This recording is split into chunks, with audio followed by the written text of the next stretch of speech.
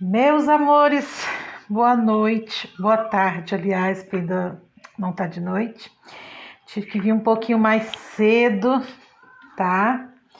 Mas vamos então finalizar o último capítulo do nosso livro de fevereiro, que foi uma bênção a leitura dele, tá? E o título do capítulo é Como manter uma vida vibrante de adoração. Se você ainda não conhece o nosso canal, dá uma passadinha no YouTube, se inscreva, compartilhe essa mensagem com outra pessoa, abençoe a vida de outra pessoa. A palavra de Deus diz que o povo padece por falta de conhecimento. Então nós precisamos ter conhecimento da palavra de Deus, né, para edificar a nossa vida, em nome de Jesus. Então, em Apocalipse 22, versículos 8 e 9, diz assim: Eu, João, sou quem ouviu e viu estas coisas. E quando as ouvi e vi, prostrei-me ante os pés do anjo que me mostrou essas coisas para adorá-lo. Então ele me disse: Vê, não faças isso. Eu sou conservo teu, dos teus irmãos, os profetas, e dos que guardam as palavras deste livro. Adora a Deus. Tenho afirmado ao longo deste livro que a adoração não é um evento, mas um estilo de vida. Quanto mais a tratarmos como um evento, mais ela se tornará uma caricatura do verdadeiro propósito de Deus e Ele não a aceitará. Se quisermos ter uma vida de adoração, temos de nos apegar a isso diariamente. Se fizermos desse hábito algo que acontece apenas uma vez por semana, provaremos que não sabemos o que ela é realmente e que ela não tem prioridade em nossa vida. Por natureza, a adoração não é uma manifestação do que fazemos, mas algo que nos leva a sentir a presença do Senhor. E a menos que sintamos sua presença em nossa adoração, ela não poderá ser chamada de cristã. Conforme já declarei, não pode haver adoração sem Deus. Caso contrário, não será adoração cristã.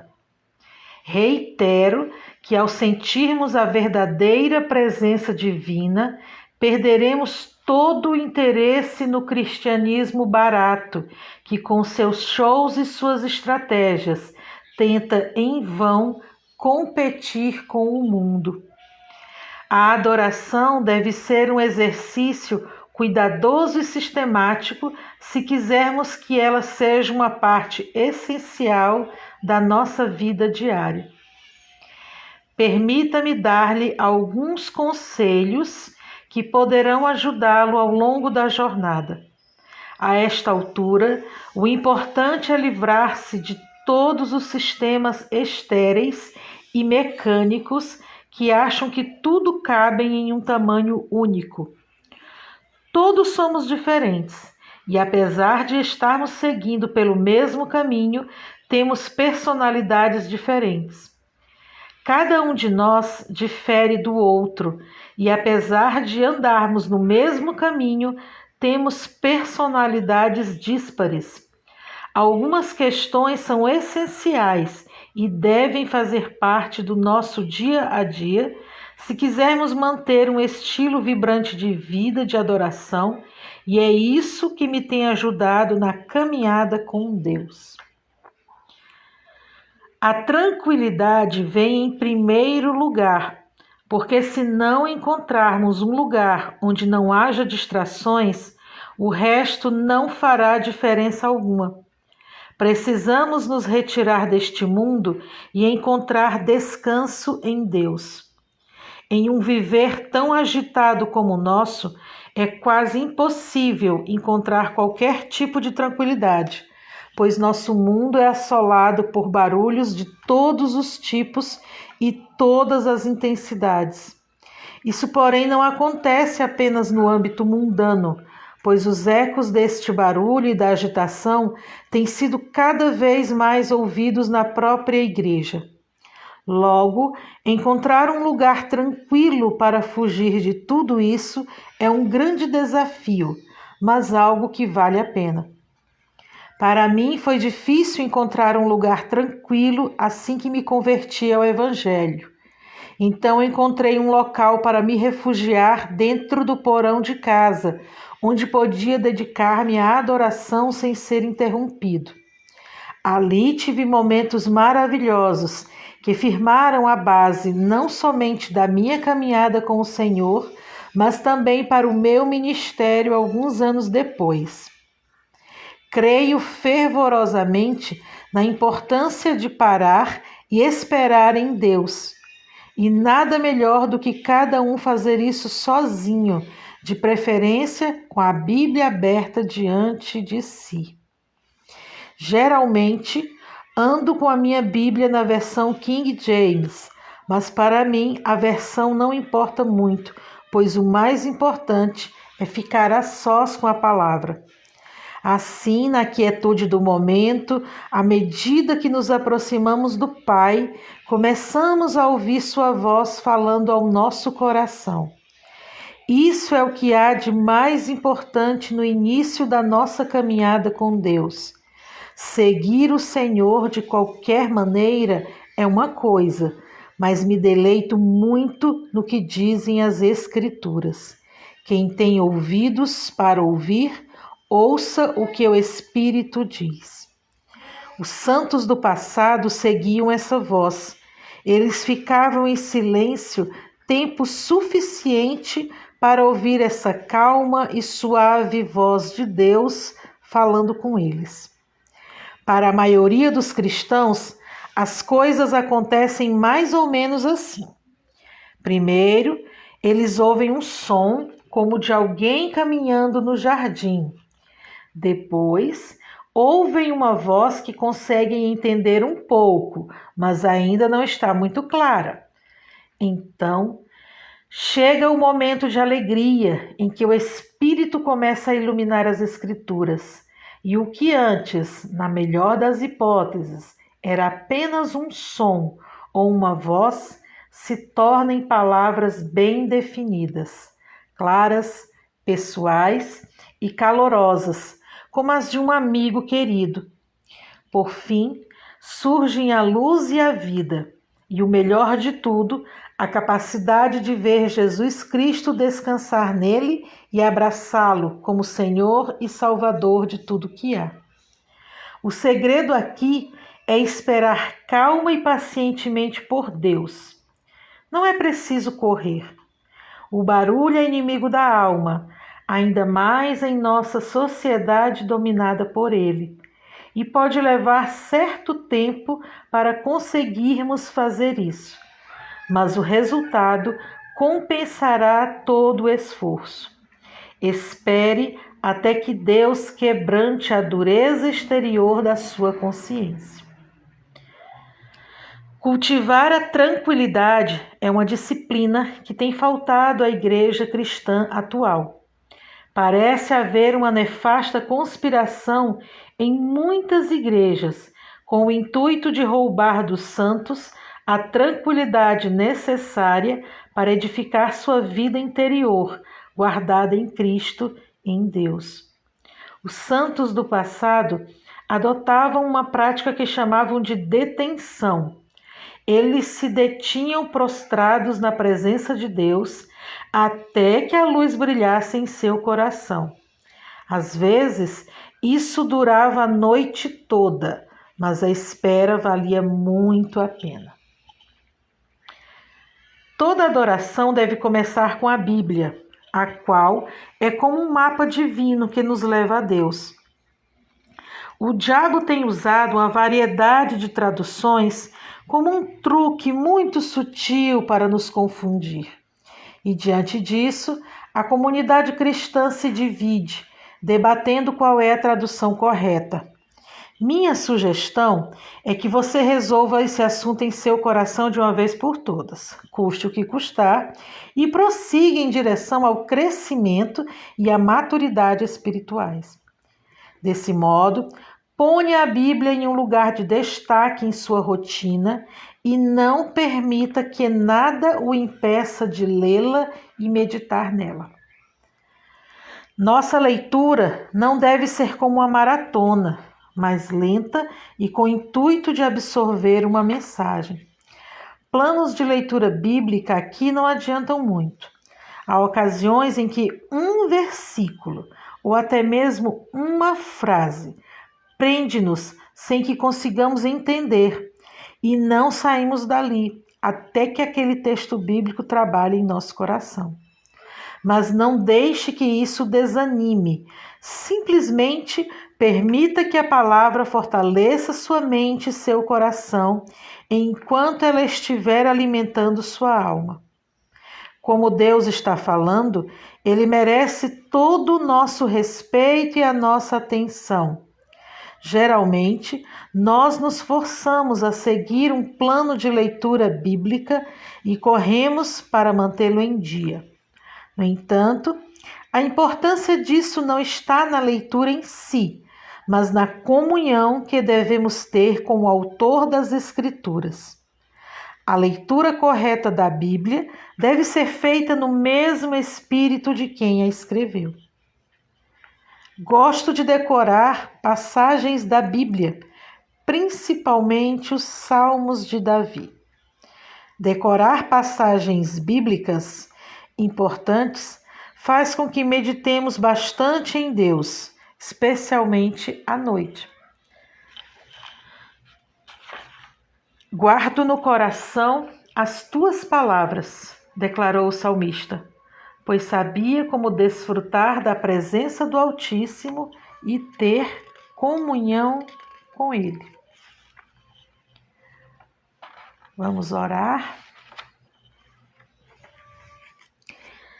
Pare de uma vez de orar a Deus para conseguir alguma coisa. A oração não é algo mecânico, no sentido de que, se seguirmos todos os passos e dissermos as palavras certas, na mesma hora ela será respondida. Nosso propósito ao orar não é simplesmente obter uma resposta à nossa oração, mas sim ir muito além disso e deleitar-nos na gloriosa presença de Deus. A oração não é um monólogo em que dizemos ao Senhor o que pensamos ou desejamos. Muito pelo contrário, é um diálogo entre dois amigos, uma comunhão íntima que vai além das palavras corriqueiras. As palavras, muitas vezes, são confusas e muito inadequadas para expressar bem como nos sentimos. Como os místicos santos de Deus encorajavam, comece a praticar a presença do Criador. Esse não é simplesmente um exercício da imaginação, mas a alegria inefável da comunhão. Quando permitir que a oração o tire de si, jamais desejará voltar à oração rotineira. O segredo da oração é simplesmente orar. Quando estamos em contato com o Deus do universo, nosso coração em êxtase é levado aos céus, admirando-o em uma adoração gloriosa e espontânea. Nosso coração sempre reage a essa atração celestial, e esse tipo de oração é contagiante.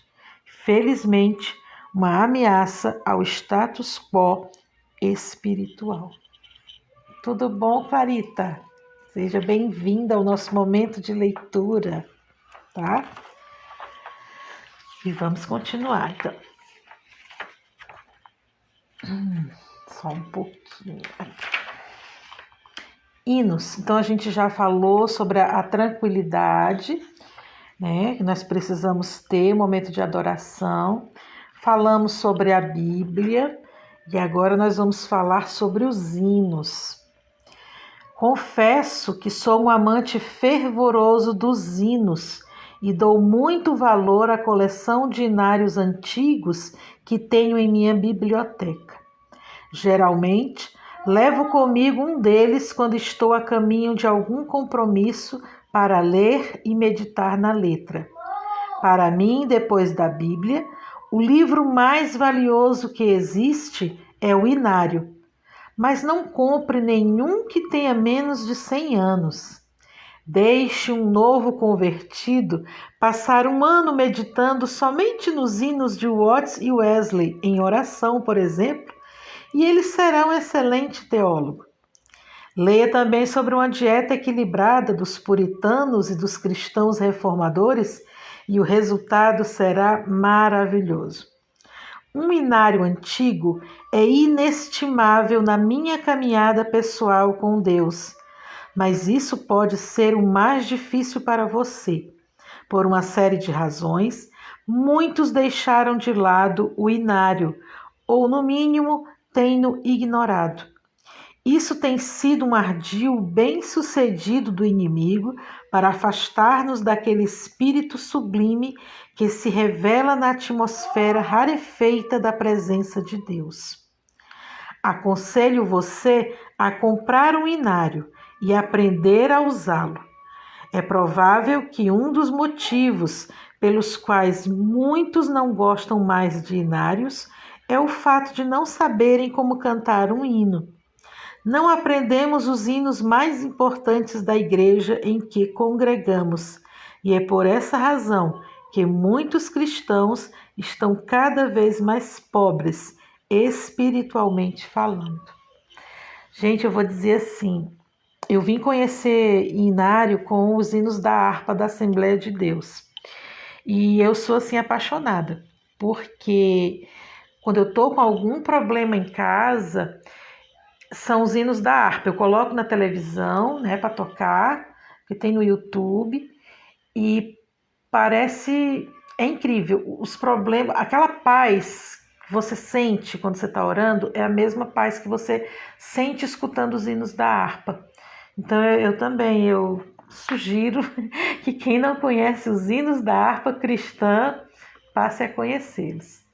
Oi, Josi, tudo bom? Josi, eu tive que vir mais cedo, Josi. Tá? Eu fiquei com medo de esperar 6 horas e alguém bater ali fora, eu ter que sair de novo no meio do vídeo, tá? Oi, Denise, tudo bom? Pai do Senhor. Então, para quem chegou agora, esse último capítulo ele está falando justamente sobre como é que nós devemos fazer aquela adoração na prática, né? E ele explica que tem que ter um local tranquilo, você tem que ter a Bíblia. Nós estamos nos hinos agora, e agora nós vamos para a leitura devocional. E eu achei muito interessante essa parte aqui desse livro, porque o nosso grupo, o objetivo deles são os devocionais. Então vamos ver agora aqui, para quem não conhece, qual a importância, né, do devocional. Além da Bíblia, que deve ser prioridade em nossa caminhada diária com Deus, alguns textos devocionais escritos por santos podem ajudar-nos ao longo da jornada. Não me refiro àqueles devocionais diários de uma página, bem populares, dos quais muitas pessoas gostam hoje em dia. Eles têm algum valor, sim, para os que estão no início da sua peregrinação cristã. Mas com o passar do tempo, o cristão precisa de alimento mais sólido para crescer. Se quisermos amadurecer em nossa experiência cristã, temos de nos alimentar de uma maneira que isso nos fortaleça espiritualmente para a jornada. Em minha busca pelo Senhor, fui muito direcionado por cristãos a quem chamo espirituais. Já que era um jovem cristão, nunca tinha ouvido falar deles, nem visto nenhuma de suas obras nas livrarias. Um missionário aposentado, muito sabiamente, deu-me um desses livros cristãos antigos e me apaixonei por esse material no mesmo instante. Descobri que esses grandes santos amavam o Altíssimo incondicionalmente. Meu amor e minha admiração por esses autores brotaram do profundo anseio do meu coração e da sede que tinha de Deus. Tais pessoas conheciam o Senhor de uma maneira que eu não conhecia e quis compreender o que eles sabiam sobre Deus e como tinham adquirido tal conhecimento. No entanto, minha admiração por esses autores, naturalmente, não significa que concorde com tudo que eles fizeram ou ensinaram. Aprendi bem cedo que uma abelha faminta consegue extrair néctar de qualquer folha velha e transformá-la em mel. Então, o que valorizo muito neles é sua total devoção ao Altíssimo, além da capacidade que tinham de compartilhar seu ponto de vista e discernimento espirituais. Eles me ajudaram a caminhar com Deus como nenhum outro autor dos meus dias conseguiu fazer. E no fim, é isso que realmente importa. Por mais que eu queira, não sei explicar o quanto é importante contemplar os assuntos divinos, algo que nos leva a ter a consciência da presença do Senhor em nossa vida. Algumas pessoas já me criticaram pelo carinho que tenho por alguns desses meus velhos amigos. Contudo, aprendi a conviver com isso. O mais importante para mim é que as pessoas conheçam o Senhor de fato e não apenas de ouvir falar. O que realmente importa é a intimidade no relacionamento que elas têm com Deus. Se as informações de um escritor foram obtidas somente por meio de pesquisa, nem perco tempo para conhecer o que ele escreveu. Quero ler algo de alguém que tenha a paixão e o fogo de Deus em sua alma e faça isso fluir por meio de suas páginas. Isso são os devocionais. Esses cristãos tiveram aquela experiência espiritual e pessoal comumente vista na vida de todos os santos dos tempos bíblicos e também bastante conhecida por multidões no período pós-bíblico. Refiro-me àquele evangélico que aprendeu diretamente das escrituras cristãs. Ele caminha pela egregia estrada da verdade, na qual também caminharam os antigos profetas e apóstolos, assim como os mártires, os reformistas, puritanos, evangelistas e os missionários da cruz ao longo dos séculos. Ele difere do cristão ortodoxo comum, tão somente porque sua fé o levou a ter experiências no mais profundo do seu ser consciente, enquanto o outro não. Ele faz parte de um mundo onde a realidade é espiritual e vivencia a presença divina em sua natureza e no mundo ao seu redor, de maneira silenciosa e profunda. Sua experiência religiosa é rudimentar, de certo modo, tão antiga como o tempo e o relacionamento que o Pai Celestial tem com seu Filho eterno. É a compreensão daquilo que transcende todo o entendimento. Torne sua vida simples. A vida de um cristão comum é repleta de todo tipo de atividades. Fazemos mais do que podemos dar conta e assim não conseguimos ter uma vida de intimidade com o Pai. Mas precisamos deixar de fazer algo da nossa rotina diária a fim de que tenhamos tempo para a única coisa que é essencial a nós, a adoração a Deus. Os muitos afazeres que temos consomem todo o nosso tempo. Contudo, não são essenciais para levarmos uma vida plena. Passamos apressadamente pelos aspectos devocionais da nossa vida e damos mais importância a meras atividades. No entanto, a obra sem adoração é totalmente inaceitável para o Senhor. Um bom exercício, então, seria olhar sua agenda mensal e riscar algo dela. Coloque isso diante do altar do Todo-Poderoso e verá como ele lhe irá responder. Esteja certo de que não demorará muito para sua adoração a Deus se tornar o que há de mais importante em sua vida. Amizades. Deixei essa questão por último, porque ela representa o maior perigo em potencial. Seus amigos podem ajudar ou atrapalhar você a ter uma firme caminhada com Cristo. Quanto a isso, devemos ter muito cuidado ao escolher nossas amizades. Apesar de não haver necessidade de agirmos com rudeza com elas, teremos de nos afastar de algumas, a fim de que o dano causado por elas ao nosso eu seja o menor possível. Há certas situações em que temos de lidar com amigos que são carnais por natureza e levam uma vida frívola. Eles podem facilmente desviar nossa atenção ao longo da nossa caminhada com Cristo e nos impedir de manter uma vida vibrante de adoração. Teremos então de deixá-los para trás frequentemente para podermos concentrar-nos em nosso verdadeiro amigo. Precisamos cultivar amizades com aqueles que se tornaram amigos daquele que é o amigo dos pecadores e fizeram dele seu companheiro de todas as horas.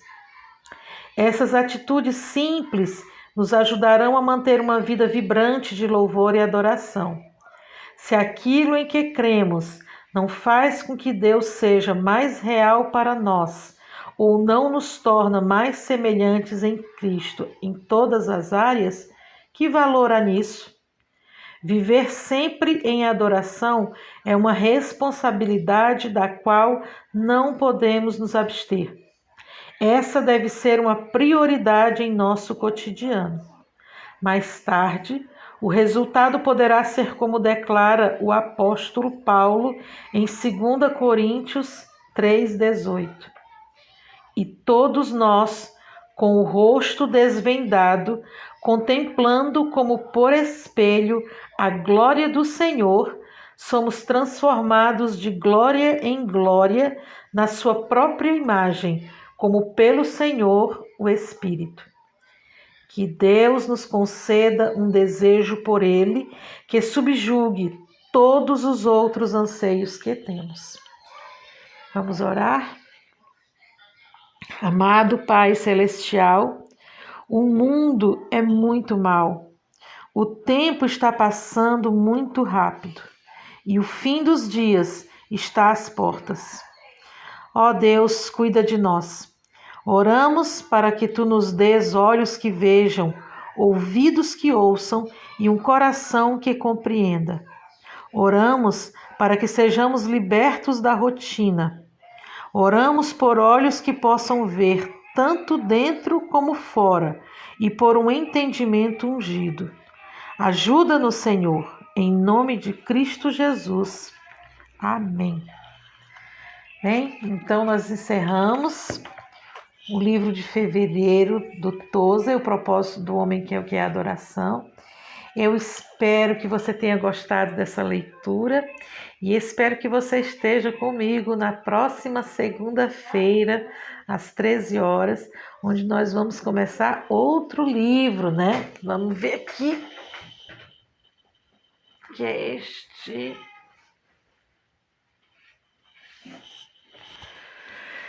Esse aqui. Conhecereis a mentira e ela vos encantará. Então, na próxima segunda, nós vamos estar lendo esse novo livro. Nós nos encontramos sempre de segunda a quinta, às 13 horas. Hoje eu precisei fazer nesse horário, né? Então, é incrível, gente, porque assim, eu tenho anos e anos como professora, né? Mas falar de Deus mesmo que eu esteja lendo, é algo tão difícil que trava a gente às vezes, né? Aí a gente gagueja, fica sem falar porque não sabe se pode usar aquela palavra, alguma coisa desse tipo. Mas eu espero que vocês tenham gostado e eu espero que vocês conheçam o nosso canal, se inscrevam, compartilhem essa mensagem e vamos evangelizar mais pessoas. Então, abençoe a vida de alguém, abençoe com oração, abençoe com essa leitura que tem sido maravilhosa. Que Deus possa abençoar a sua noite. O fim de semana está chegando, que Deus possa entrar com providência na sua vida, né? E Deus sabe o que você está precisando nesse dia de hoje, Deus sabe o que você está precisando nesse mês, nesse ano.